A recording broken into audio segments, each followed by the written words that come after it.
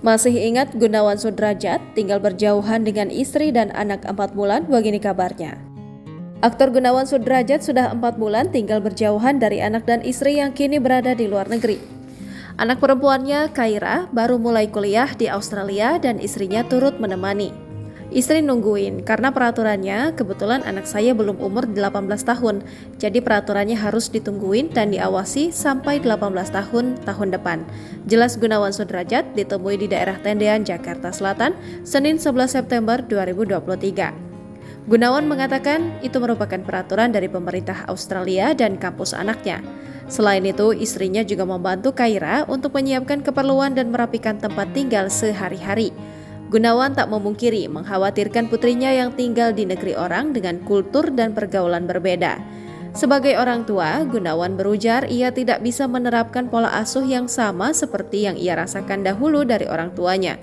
Sebelum kuliah di Australia, Kaira tinggal di Singapura saat SMA dan Gunawan pun mengaku sering ditinggal sang istri. Gunawan mengatakan sekarang ia bisa melakukan video call sampai 3 kali sehari untuk berkomunikasi dengan putrinya.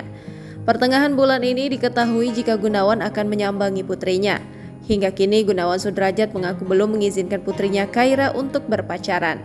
Diketahui Kaira merupakan anak kedua Gunawan dengan istrinya yang bernama Sibila Ernova.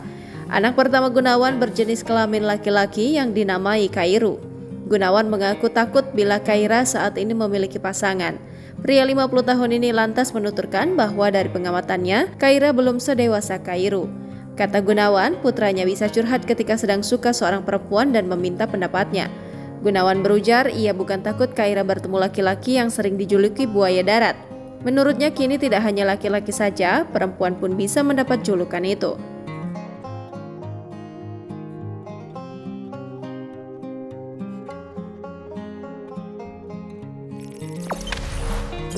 Jangan lupa subscribe, share, komen, dan like ya.